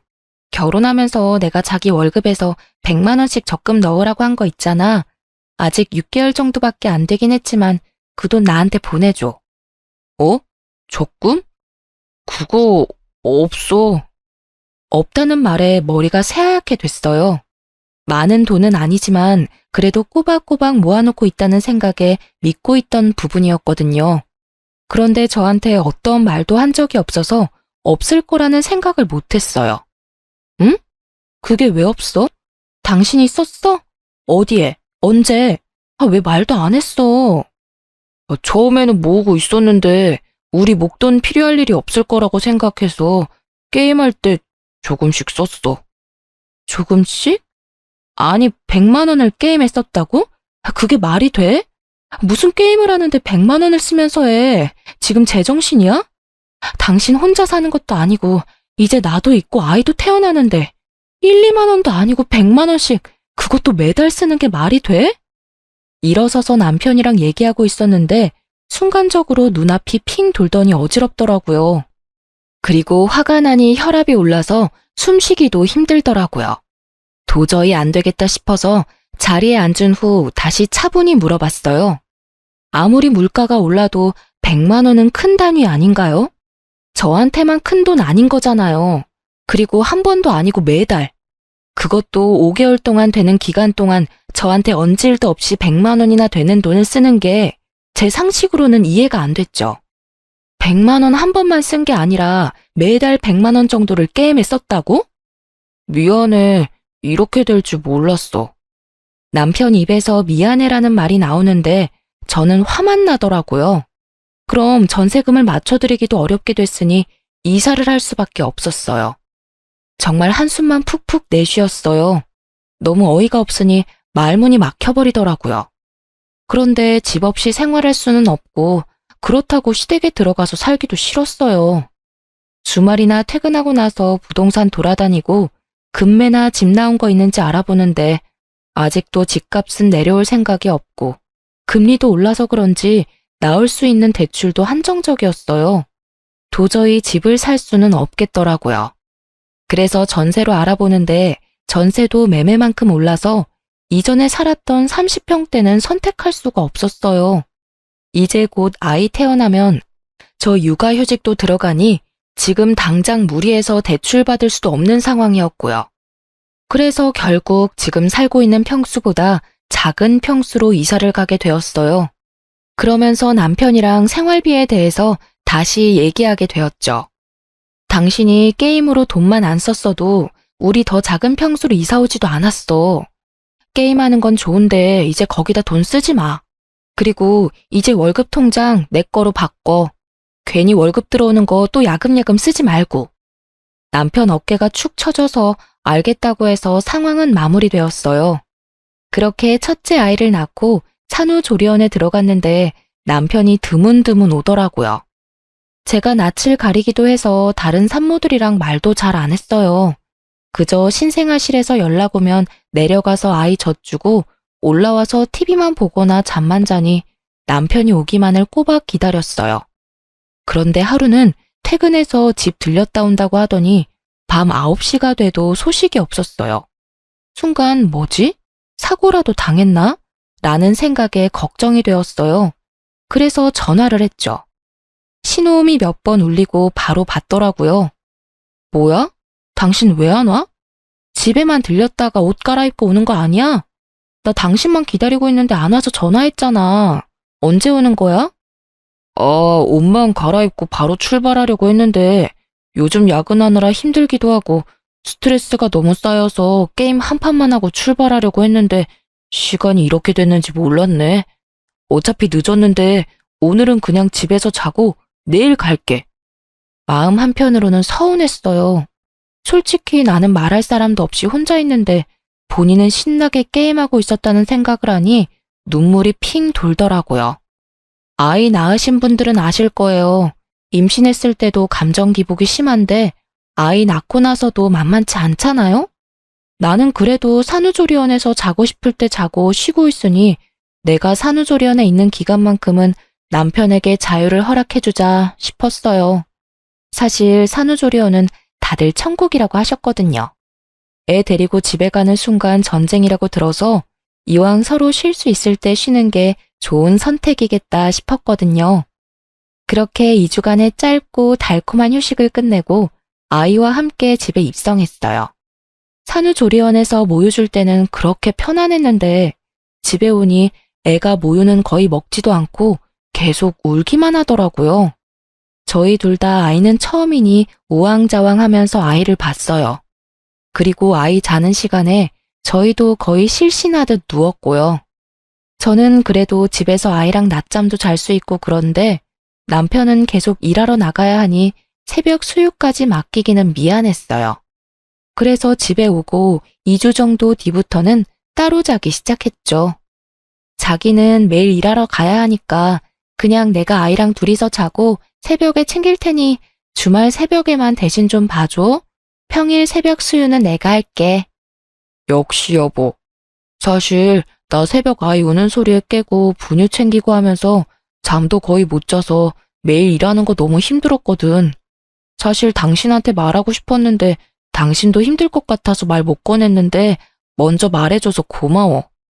남편도 너무 고마워하니 그래 육아휴직하면서 쉬고 있는 내가 좀 더 고생하지 뭐 했어요. 그런데 남편도 처음에는 자고 일어나서 출근하는 듯 하더니 가끔씩 게임을 하더라고요. 제가 새벽 수유하고 물 좀 마시려고 나오는데 가끔 컴퓨터 방에 불이 켜져 있을 때가 있었어요. 뭐 게임 좋아하는 사람이기도 하고 갑자기 아이도 태어나서 부담감도 있을 텐데 이해해줘야지 하며 몇 번 넘어갔어요. 그런데 제가 이렇게 넘어간 사실을 모르니 안 들켰다고 생각했나 봐요. 이런 일들이 계속 반복이 되었어요. 가끔 새벽 수유 끝내고 잠이 안 오거나 그러면 저도 거실로 나와서 물 먹거나 그냥 돌아다니거든요. 그날도 새벽에 아이 분유 주고 재웠는데 뭔가 잠이 안 오더라고요. 혹시 남편 오늘도 게임하나? 란 생각에 거실로 나왔어요. 솔직히 다음날이 주말이면 그러려니 하겠는데 평일에 늦게까지 게임하는 건 아니잖아요. 그래서 오늘은 아니겠지 생각해서 슬그머니 가봤는데 새벽 3시인데도 불구하고 남편이 신나게 게임을 하고 있었어요. 반면에 저는 새벽마다 일어나서 오는 애 달래고 아침에는 남편 군고 갈까봐 아침 챙겨주죠. 아침 챙겨준다고 일찍 일어나느라 피곤해 죽겠는데도 일하는 사람 배려한다고 새벽 수유도 혼자 하죠. 그런 제 고생을 아는지 모르는지 남편놈 신나서 게임하는 모습이 너무 꼴보기 싫었어요. 배려를 당연하게 생각하는지 아님 배려라고 생각도 못하는 건지 너무하다 싶었죠. 그래서 오늘부터 아침 못 챙겨준다고 얘기했어요. 그런데 너무한 거 아니냐고 하더라고요. 나 새벽에 아이 챙기고 5, 6시에 겨우 눈 감는데 당신 때문에 1시간 자고 일어나서 아침 챙기는 거 너무 힘들어. 시리얼 같은 거 간편식품 집에 많으니까 당신이 챙겨 먹고 나가. 아니 일하러 가는 사람한테 너무한 거 아니야? 그리고 내가 아침 챙기면 더 일찍 일어나야 하잖아. 안 그래도 아침에 피곤해 죽겠는데. 언제 밥 챙겨 먹고 출근 준비해. 당신 좀 너무한 거 아니야? 당신은 오후에 편하게 집에서 잘 수라도 있지. 나는 출근하면 계속 일해야 하는데 아침에 좀 더 자게 배려를 해줘야지. 피곤? 당신 지금 안 피곤하니까 새벽에 게임하는 거잖아. 그런데 나는 진짜 너무 힘들다고. 그럼 아침에 안 피곤하게 게임하지 말고 일찍 자면 되잖아. 솔직히 본인이 게임하고 싶어서 늦게 잔 거면서 아침마다 엄청 피곤해하는 거 모르는 척 넘어가려 했는데 생각할수록 괘씸해서 넘어갈 수가 없었어요. 출근 준비 힘들다고 징징징. 정말 속이 터지더라고요. 만약 새벽에 게임하는 거 몰랐으면 엄청 안쓰러웠을 텐데 새벽까지 게임하다가 늦게 자놓고 아침에 힘들다고 우는 소리 하는 거 정말 듣기 싫었어요. 그래서 예전에 게임하는 거 몰랐을 때도 좀 일찍 자라고 했었어요. 그런데 남편이 퇴근하고 꿀맛 같은 휴식 시간인데 잠만 자기엔 아쉽다고 했거든요. 지가 앉아놓고 피곤하다고 징징거리는 꼴에 화를 참을 수가 없어서 와다다 쏟아냈어요. 게임하는 거 모를 줄 알았는데 제가 알아서 그런지 출근 준비 후다닥 하고 나가버리더라고요. 그리고 그날 새벽 2시 정도에 아이가 깨서 계속 울더라고요. 그런데 제 몸이 너무 천근만근이어서 남편을 불렀어요. 애가 진짜 악을 지르면서 우는데 남편이 방에 들어오지도 않더라고요. 얘 또 게임하는 거 아니야? 란 생각이 들어서 아이를 안아들고 방을 나갔어요. 그런데 역시나 거실에 없더라고요. 컴퓨터 방을 보니 밑에 불빛이 새어나오고 있었어요. 그래서 성큼성큼 걸어 들어가서 문을 확 열었어요. 그런데 게임에 집중을 한다고 제가 문을 열고 쳐다보는 줄도 모르더라고요. 그래서 점점 더 가까이 가서 헤드셋을 확 빼버렸어요. 그러니 화들짝 놀라서 절 쳐다보더라고요. 그런데 놀란 얼굴인데도 불구하고 손은 어찌나 빠른지. 당신 뭐야? 이럴 거면 당신이 새벽 수유하고 애기도 봐. 나 지금 몸이 너무 아파서 애 좀 봐달라고 얘기했는데 게임하느라 애기가 우는 소리도 못 들은 거지? 내가 당신을 얼마나 크게 불렀는데 이렇게 헤드셋을 끼니까 못 듣지? 에이 여보, 나 몇 판 안 했어. 게임 소리가 커서 헤드셋 안 끼면 얼마나 시끄러운데. 우리 애기 깰까봐 조심조심 한 거지. 그리고 아침마다 피곤하다며. 이렇게 새벽 내내 게임을 하니까 당연히 피곤하지. 나는 당신 새벽에 깨서 애기 보고 출근하면 피곤할 테니까 배려한 건데 당신은 지금 뭐 하는 거야? 애가 이렇게 우는데 게임이 하고 싶어? 아니, 게임이 눈에 들어와? 또 잔소리. 여보, 내가 맨날 한 것도 아니고 요즘 좀 힘들어서 그런 거야. 스트레스 좀 풀려고 한 거 가지고 왜 그러실까? 나도 스트레스는 풀어야 할 거 아니야. 하루 종일 일하고 들어와서 당신이랑 애 보고 그러고 나서 새벽에 겨우 게임 한두 판 하면서 스트레스 푸는 중인데 너무 뭐라고 하면 나도 피곤해. 직장에서 고생하는 남편 위해서 여보가 이해 좀 해줘. 순간 받아치는 남편을 보면서 적반하장이 따로 없다 생각했어요. 나 지금 몸 안 좋으니까 당신이 봐. 라고 얘기하면서 컴퓨터 전원을 확 꺼버렸어요. 그리고 아이를 남편에게 맡겨두고 방문 잠그고 자버렸어요. 한 8, 9시간을 푹 자고 나니 몸이 너무 개운했어요. 사실 아이 낳고 나서 쪽잠으로 잤지 통잠으로 쭉 자본 적은 없었거든요. 이렇게 푹 자니 피로도 풀리는 기분이고 너무 좋았어요. 그래서 가벼운 마음으로 거실로 나가는데 남편이 배 위에 아이를 올려놓고 자고 있더라고요. 사실 저도 잠을 오래 못 잔 터라 많이 예민했거든요. 푹 자고 나와서 남편이 자고 있는 모습 보니 한편으로는 마음이 짠했어요. 그래서 오랜만에 맛있는 음식이나 좀 만들어 먹자 싶어서 집에 있는 재료 찾아서 남편이 좋아하는 요리했거든요. 주방에서 달그락달그락 소리가 나니 남편이 깼어요.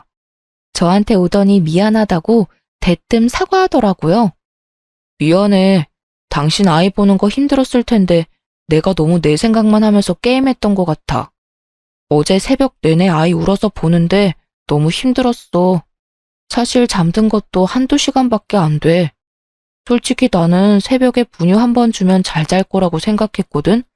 당신 너무 힘들었겠다. 미안해. 남편이 진심으로 미안해해서 저도 마음이 녹았어요. 그리고는 좀 괜찮아질까 했는데 역시 잠시뿐이었어요. 그렇게 아이 100일이 지나고 돌이 지나니 또 신나게 게임을 하더라고요. 아이가 돌 정도가 되니 오히려 걸어 다녀서 신경 쓰는 게 더 많아졌어요. 평일 내내 집에 있거나 근처 놀이터만 다니니 아이도 지겨운지 주말만 되면 밖에 나가자고 성하더라고요. 그래서 남편한테 일어나서 애기 좀 놀아주라고 했어요. 그랬더니 한숨을 푹 내쉬면서 말하더라고요. 당신은 지금 평일 내내 일하고 온 사람한테 주말에 좀 쉬게 해주면 안 돼? 자고 있는 사람 깨워서 애를 보라고 하냐? 맨날 집에서 노니까 회사 나가서 일하는 게 얼마나 힘든 건지 모르는 거지. 어휴. 당신만 이랬어? 나도 이랬어. 뭐 육아는 일 아니야? 지금 애가 어린이집을 다니는 것도 아니라서 내가 하루 종일 보고 있는데 당신은 퇴근이라도 하고 주말이라도 있지. 나는 퇴근도 없고 주말도 없어. 어떻게 나한테 그렇게 말할 수가 있어? 당신 지금 돈 번다고 유세했더니 나도 돈 벌 수 있어. 당신이 이렇게 나오면 나도 복직할 거야. 이렇게 싸우고 나니 한 공간에 있는 것조차 싫더라고요. 그 사람의 숨소리를 듣는 것도 짜증이 났어요. 그래서 아이 옷 갈아입히고 차키 챙겨서 나왔어요. 드라이브도 하고 근교 정원이 있는 커피숍도 가면서 하루를 보내고 집에 오니 남편이 신나서 게임을 하고 있더라고요. 저는 우선 아이 목욕을 먼저 시켰죠. 그런데 남편이 소리를 지르면서 게임을 하더라고요. 그 소리도 너무 듣기 싫어서 남편한테 이제 너가 애 보라고 하고 방에 애를 넣어버렸어요.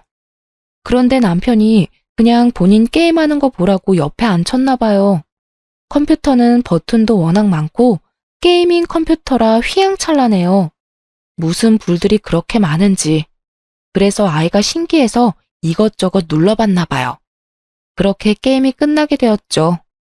그렇게 큰 소리가 나서 방에 가보니 컴퓨터 꺼졌다고 그 어린애를 혼내고 있더라고요. 아빠 이거 하고 있는데 이거 누르면 어떡해? 어? 이거를 왜 눌러? 아니 애기가 모르니까 그런 건데 지금 게임 못하게 됐다고 애를 혼내는 거야? 애를 왜 혼내? 너가 제대로 봤어야지. 나 승급전이었다고. 진짜 곧 끝나는 거였는데. 얘가 강제로 컴퓨터를 끄는 바람에 다 날아갔잖아. 지금 게임이 애보다 더 중요해? 그놈의 승급전. 나중에 또 하면 되잖아. 하루 종일 게임해놓고 애랑 놀아줄 생각은 안 하고 지금 화내고 있냐? 너가 아빠냐? 너가 아빠냐고. 나가. 다 내 방에서 나가. 하면서 우리를 내쫓고 나서 방문을 걸어 잠그고 게임을 하더라고요. 진짜 미쳤나 싶었어요. 그래서 문을 쾅쾅 두드리면서 지금 뭐 하는 거냐고 소리 질렀어요. 미쳤어? 당장 문 열어? 지금 뭐 하는 거야? 문은 왜 잠그냐고. 나 좀 쉬자. 평일 내내 일하는 사람 주말에 좀 스트레스 좀 풀게 해주면 안 되냐? 너는 평일 내내 애랑 놀겠지만 나는 평일 내내 일하는 사람이라고. 내가 화병 걸려서 죽어버렸으면 좋겠냐? 나도 스트레스는 풀어야 할 거 아니야. 너 이럴 거면 어머님한테 가. 어머님 집에 가서 게임하라고. 네가 무슨 10대 청소년이냐? 나이가 몇인데 게임하면서 스트레스 푸는 거에 목숨을 걸어. 내가 나갈 테니 네가 좋아하는 그 게임이나 실컷 해. 그렇게 캐리어에 짐 챙겨서 아이랑 같이 친정으로 왔어요. 부모님한테 게임 때문에 싸웠다고 말하니 한숨을 내쉬더라고요. 나이가 몇인데 아직도 게임을 하냐면서 정신머리가 없다 하셨고요.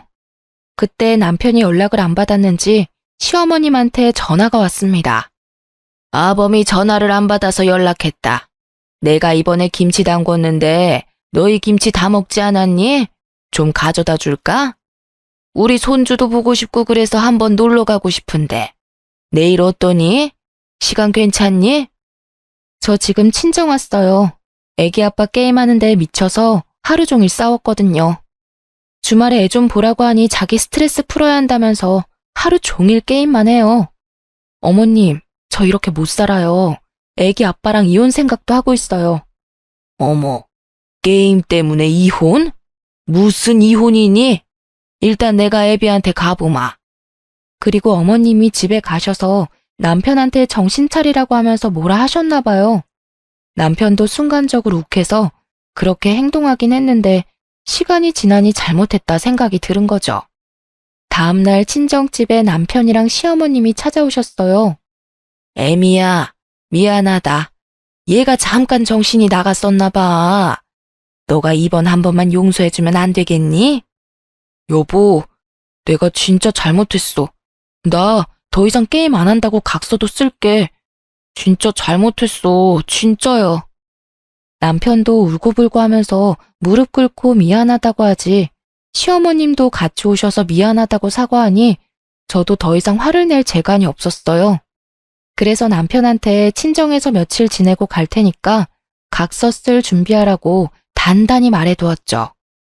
저희 부모님도 저렇게까지 나오니까 더 이상 안 그럴 거라고 용서해주라 하셨거든요. 저도 정말로 이혼할 엄두는 나지 않아서 이왕 이렇게 된 거 각서 쓰게 하고 다시는 게임 못하게 만들고 싶었어요. 그 뒤로는 정말 게임을 안 하더라고요. 그래서 이제 정신 차렸나 보다 생각했어요. 아이가 15개월이 되면서 어린이집을 다니기 시작했어요. 원래 아이가 어린이집에 잘 적응하면 저도 복직 신청해야지 싶었거든요. 그런데 다행히 적응을 잘해서 아이 16개월에 저는 복직하게 되었어요. 복직하고 나니 몇 주 동안은 정신이 없었어요. 아침에 아기 챙겨서 출근하고 저는 시간 유연제 사용하고 있어서 9시 출근, 4시 퇴근이거든요. 그래서 아이 하원도 제가 맡아서 하니 항상 정신이 없었어요. 하지만 사람은 적응의 동물이죠. 이런 생활을 계속하게 되니 나름 루틴도 생기고 익숙해지더라고요. 그래서 힘든 부분들이 점점 줄어들었어요. 그런데 남편도 그렇게 생각했나 봐요. 아니면 안정적이라고 생각을 했었는지 또 어느새부터 컴퓨터에 슬금슬금 손을 대더라고요. 처음에는 금요일 밤에 애기 재워놓고만 했었어요. 새벽에 물 먹고 싶어서 나오는데 거실에 남편이 없더라고요. 뭐야? 하면서 둘러보는데 컴퓨터 방에서 불빛이 나오더라고요. 그래서 또 게임하는구만 생각해서 방에 가보니 역시나 게임 중이더라고요. 제가 들어가니 화들짝 놀랐어요. 잠이 잘 안 와서 한 판만 하고 자려고 한 거야. 이제 막 한 판 시작하는 거라고. 진짜야, 오래 안 했어. 누가 뭐래? 그리고 당신이 게임 적당히만 하면 나도 뭐라 할 생각 없어. 당신 말대로 스트레스는 풀고 살아야 하는 거니까. 그런데 정도가 지나치면 이번에는 진짜 그냥 안 넘어가. 당신이 잘해? 당연하지. 진짜 딱 2판만 하고 끌게. 이렇게 약속한 지 한 달도 지나지 않아 계속해서 게임하는 날들이 많아졌어요. 금요일 저녁에만 했던 게임이 수요일도 하게 되고 그리고 월요일, 화요일 이렇게 요일들이 추가가 되며 결국 일주일 내내 게임을 하더라고요. 얘는 게임 중독자라고 생각이 되어서 정말 안 되겠다 느꼈어요. 그래서 진지하게 이혼해야 하나 고민 중이었거든요. 그런데 몸 컨디션이 안 좋아서 혹시나 하고 임신 테스트기를 해봤는데 둘째가 임신이 되었어요. 저는 기쁜 마음보다는 막막한 마음이 더 컸어요. 맨날 게임하느라 혈안이 된 남편이랑 애 둘을 낳고 살 자신이 없었거든요. 그런데 또 아기가 생겼으니 어쩌겠어요? 첫째 때는 임신 때도 그렇게 힘들지 않았었거든요. 그런데 둘째는 다르더라고요. 입덧 심한 건 물론이고 몸을 움직이는 것도 너무 힘이 들었어요. 그래서 남편한테 첫째를 좀 봐달라고 맡겼어요. 그런데 애한테 맨날 TV만 보여주고 자기는 게임만 하는 거예요. 애는 TV만 하루 종일 보니까 좋다고 하는데 저는 속에서 열불이 나더라고요. 애 좀 보라니까. 왜 또 TV만 보여주고 있어? 게임 좀 그만해. 이제 애도 둘이 될 텐데 언제까지 게임만 할 거야? 언제 철들래? 내가 둘째 갖자고 했어? 당신이 몸 관리 못한 거잖아. 그리고 내가 다른 여자를 만나는 것도 아니고 도박을 하는 것도 아니고 건전하게 집에서 게임하면서 스트레스 푸는 건데 언제까지 바가지 긁을 거야? 이제는 당신도 이해를 좀 해줄 때가 됐지. 맨날 나 게임하는 거로 뭐라 하지 말고 집에서 게임하는 거에 감사하라고. 그러면서 저를 문 밖으로 내보내더니 문을 잠그더라고요. 우리가 큰 소리 내면서 싸우니 큰애는 TV 소리를 더 키우고요. 남편이 아니라 완전 애를 키우는 것 같았어요. 저는 이런 결혼 생활을 원한 게 아닌데 둘째를 품으면서 우울증이 도지는 것 같았죠.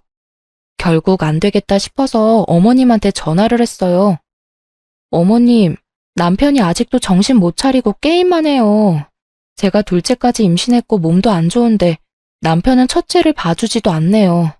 눈 빠지게 계속 TV만 틀어주고 아무리 제가 얘기를 해봐도 듣지를 않고 있어요. 어머님이 나서서 한마디 해주셨으면 좋겠어요. 에휴, 얘. 너도 그만 좀 해라. 너네 둘이 해결할 것을 언제까지 철없이 어른들한테 부탁할 거니? 그냥 게임하면 하는 대로 좀 놔두어라. 걔도 얼마나 참았으면 이제야 하겠니?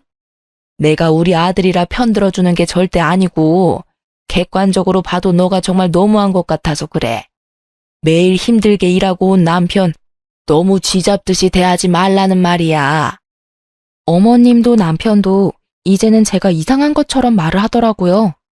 곧 출산하면 애도 둘일 텐데 이혼하는 것도 막막한데 저런 남편이랑 계속 살아야 하는 것도 눈앞이 깜깜해졌어요. 그리고 몸 상태는 더 안 좋아져서 매일 회사를 가는 것도 너무 힘들었어요. 어느 날은 출근하러 걸어가다가 머리가 핑 도는 거예요. 도저히 일할 상태가 아니라서 급하게 휴가를 내고 집에 다시 들어왔어요. 그런데 현관을 들어가는데 남편 신발이 있는 거예요. 그것도 소리를 지르면서 게임을 하고 있었죠. 아니, 왜 말도 안 하고 회사를 안 갔지? 생각을 했어요. 방을 벌컥 열고 들어가니 남편이 저를 보고 화들짝 놀라더라고요.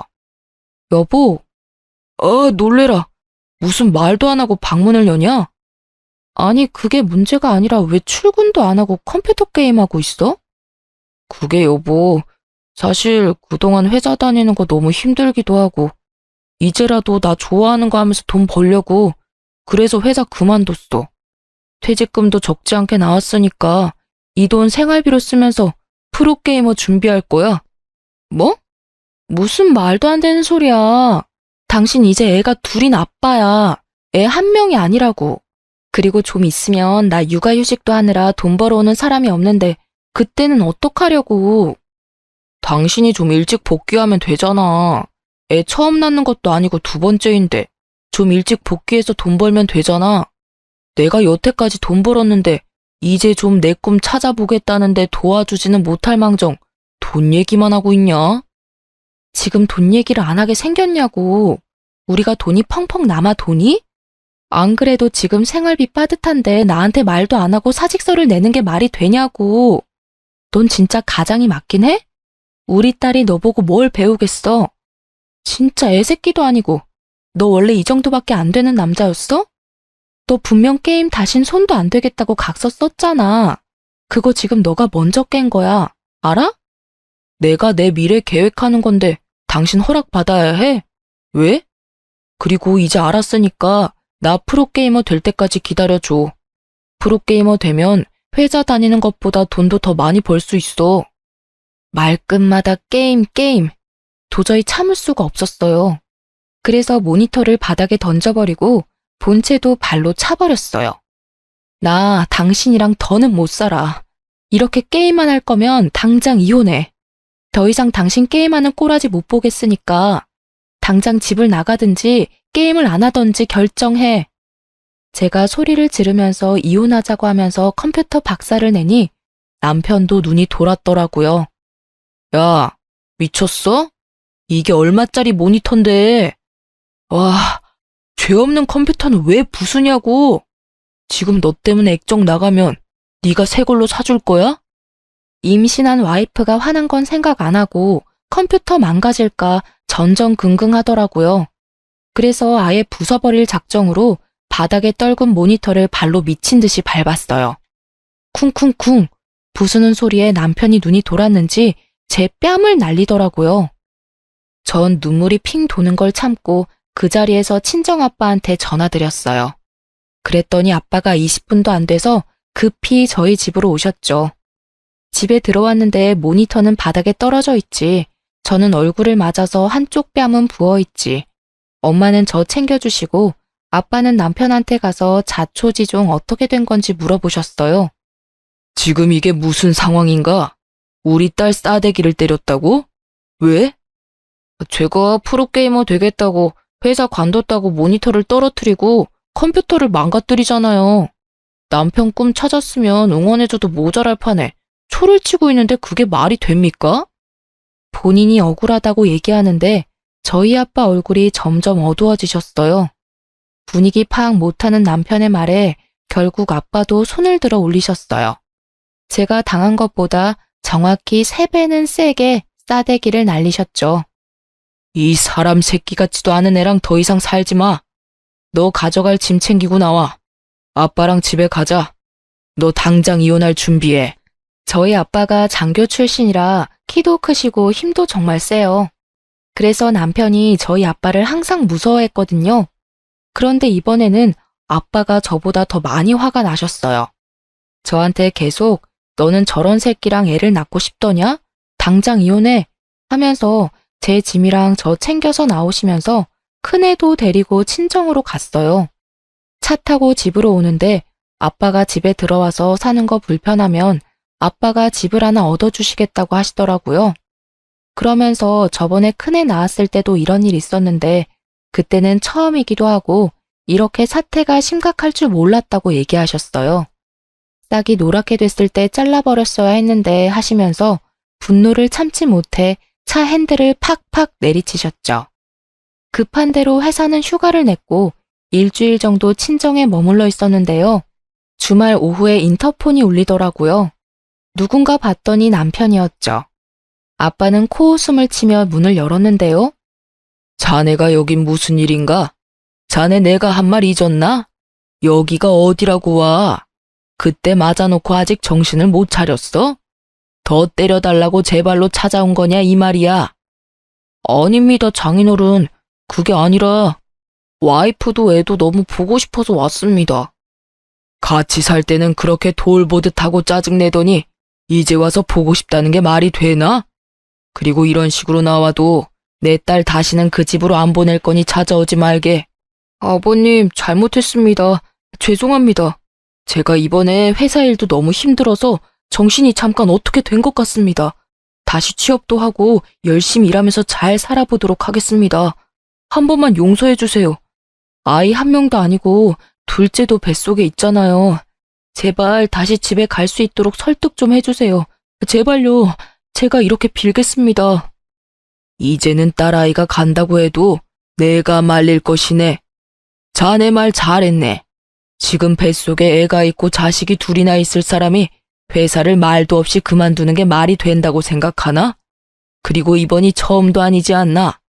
저번에 이런 일 있을 때에도 뭐 그 뚫린 입으로 다시는 이런 일 없을 거라고 빌어놓고 또 한 번만 더 봐달라. 이놈 이거 더 맞아야 정신 차리지. 니놈은 게임이 좋으면 평생 게임만 하고 살 것이지 착한 내 딸 고생시키라고 시집 보낸 줄 알아? 아버님 제발요. 정말 잘하겠습니다. 정말 남편이 손이 발이 되도록 빌더라고요. 그런데 저희 아버지 정말 단호하셨어요.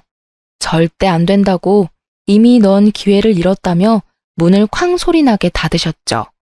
그리고 3일 정도 지나니 이번엔 시어머니와 남편이 같이 왔더라고요. 아빠는 마침 잘 됐다며 사돈과 이혼에 대해 단판을 짓겠다고 하셨죠. 사돈, 죄송합니다. 다시는 이런 일 없도록 하겠습니다. 그러니 아이들 잘 살 수 있도록 도와주시는 게 어떠하신지요? 들으셨는지 모르겠지만 게임한다고 회사도 그만두고 제 딸한테 손찌검도 했답니다. 말이 됩니까? 저는 그런 사위는 필요 없습니다. 요즘 세상에 이혼이 흠도 아니고 수명은 100세 시대라 오랜 시간 함께 해야 하는데 벌써부터 제 딸 함부로 하는 사위는 조도 안 같습니다. 그리고 사돈, 듣자 하니 사돈도 말리지 않으셨다면서요? 자식이 가정도 팽개치고 게임에 빠져 있는데 그걸 가만히 두라고 하셨다면서요? 그럼 그 자식 평생 혼자 키우시면 되지 않습니까? 우리 딸 그만큼 괴롭혔으면 됐지 또 데려가 괴롭힐 생각이십니까? 우리 딸도 얼마나 힘들었으면 먼저 사돈께 알렸다고 하던데 사돈은 귓등으로 들으셨죠? 왜요? 이제 와서 그깟 게임 때문에 일자리도 때려치우고 왔다니까 놀랬습니까? 이딴 버러지 같은 놈은 평생 혼자 살게 해야지. 옆에 누가 있으면 화병으로 죽습니다. 알겠어요? 그러니 재결합하라는 말은 못 들은 걸로 하겠습니다. 깔끔하게 합의혼하는 걸로 마무리하고 더 이상 말 꺼내지 마세요. 아빠가 이제 대화를 마무리하고 일어서시는데 시어머니랑 남편이 같이 무릎을 꿇더라고요. 사돈, 제발 저희를 봐서라도 한 번만 더 넘어가 주시면 안 될까요? 이렇게 빌겠습니다. 제가 너무 오냐오냐 키워서 철이 덜 든 것 같습니다. 이번에 따끔하게 혼낼 테니 제발 이번 한 번만 용서해 주세요. 지금 나이가 몇 살인데 철이 덜 들었다고 하시는지 모르겠습니다. 이혼하는 것에 대해서는 번복하지 않겠습니다. 합의로 진행되는 부분에 대해서는 먼저 아이는 저희 애가 다 키웠으니 양육권과 친권 모두 가져오도록 하겠습니다. 둘이서 결혼할 때 양측에서 1억씩 지원했었는데 게임을 하면서 돈을 날린 부분을 감안해서 전셋값 반만 받도록 하겠습니다. 네? 전셋값 반이요? 그럼 저희 아들은 어디에서 살아요? 그리고 저희 아들이 이렇게 된 게 꼭 저희 아들 탓만은 아니잖아요. 혼자 돈 버는 일이 얼마나 힘든데 스트레스 좀 풀고 싶어도 며느리가 눈치 주고 화내니 저희 아들도 참고 참다가 이렇게 몰아서 게임하는 방향으로 터진 거 아닙니까? 그렇게 잘못했다고 빌더니 돈 내놓으라고 하니까 이제 와서는 제 탓을 하더라고요. 이건 뭐 적반하장도 아니고 남편이 왜 그렇게 컸는지 몰랐는데 지금 시모를 보면서 느꼈습니다. 아들 잘못보다 제 잘못이 크다며 목에 핏대 세우면서 말하는데 어휴, 이래서 가정교육이 얼마나 중요한지 다시 한번 깨달았네요. 사돈, 마이너스 된 부분에 대해서도 책임 묻고 싶은 거 애들 앞이라서 참은 겁니다. 듣자 하니 사람이 인두껍을 쓰고 어찌 이렇게 뻔뻔할 수 있답니까? 내가 내 딸 얼마나 소중하게 키웠는데 저딴 놈 뒷바라지 하라고 보낸 줄 아십니까? 그리고 손주까지 낳아줬습니다. 저놈이 게임에 빠져 있어도 혼자 집안일하고 빨래하고 밥 먹이고 이런 걸 혼자 다 했다고요. 사돈도 생각이 있으면 그러시면 안 되는 겁니다. 그쪽 집안은 아무도 양심이란 게 없어요? 저것도 남편이라고 어떻게 해서든 잘 살아보겠다고 임신 중에도 얼마나 노력했는지 아십니까? 그렇게 억울하시면 잘 됐습니다. 전세금만 돌려받고 합의 이혼해줄랬더니 그쪽이 대화가 안 통하는 집안임을 잠시 까먹었네요. 그쪽 원하는 대로 소송 이혼할 테니 그렇게 하세요. 소송하시죠? 그쪽도 변호사 선임하시고 한번 법대로 해봅시다. 저희 아빠는 결국 소송을 하겠다며 들고 일어나셨어요. 그 말에 시모 얼굴이 새하얗게 질리더군요. 차라리 저도 잘 됐다고 생각했어요. 구질구질한 집안이었는데 너무 오래 참아줬다는 생각이 들었어요. 이 시간 이후로 저희가 이렇게 다시 보는 일은 없었으면 합니다. 만약 계속 찾아오신다면 경찰 부르겠습니다. 나가세요. 아빠는 시모와 남편을 현관문 밖으로 내쫓았어요. 그리고 당장 변호사를 선임하겠다며 아는 지인들에게 전화를 돌리시더라고요. 그런데 갑자기 시어머니한테서 문자가 왔어요. 잘못했다고요. 소송 말고 그냥 합의로 진행하자고 하면서 문자를 보내셨더라고요. 그리고 전셋값 반에 해당하는 1억 5천만 원을 입금해 주셨어요. 저희가 소송으로 해버릴까봐 먼저 돈 입금하신 것 같더라고요. 그렇게 저는 아이돌 양육권, 친권은 물론이고 1억 5천만 원 받고 이혼하게 되었어요. 둘째 낳고 산후조리원에 있을 때 남편이 찾아와서 진짜 잘못했다고 하면서 조정기간 동안 자기가 진짜 잘하겠다고 했거든요. 하지만 이제 저도 믿지 않죠. 더 이상 너는 내 남편 아니니까 애한테나 잘하라 했어요. 이렇게 저는 부모님이랑 살면서 둘째 낳고 복직하고 안정적으로 일 다니고 있어요. 부모님이 아이들을 봐주시니 저도 일에 집중할 수 있었어요. 그래서 이번 승진 명단에도 제 이름이 올라갔네요. 저희 아버지도 정년 퇴임하시고 나서 적적해 하시는 모습이 안쓰러울 때도 있었는데 이제는 아이들이랑 같이 지내니 심심할 틈이 없으시다면서 호탕하게 웃으시더라고요. 저랑 남편이 같은 분야에 있는 사람이라 이혼해서도 전 남편 근황이 제 귀에 들리더라고요.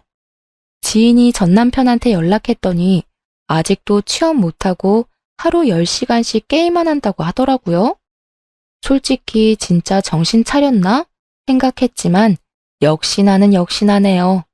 만약 그때 이혼 못했으면 저는 아직도 제 몸 부서져 가면서 애 키워 돈 벌어 그리고 남편 뒷바라지에 아유 생각만 해도 끔찍하네요.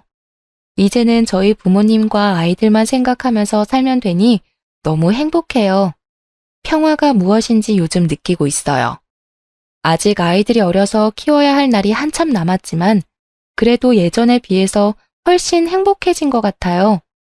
종종 게임 중독에 대해서 뉴스 나오는 거 보면 더 일찍 버렸어야 했는데 제가 모질지 못해서 제 팔자를 더 꼰 것 같아요. 그래도 아이들 보면 너무 예뻐서 신께 항상 감사하다고 기도드리고 있답니다. 긴 제 이야기 들어주셔서 감사합니다. 다들 좋은 하루 보내세요.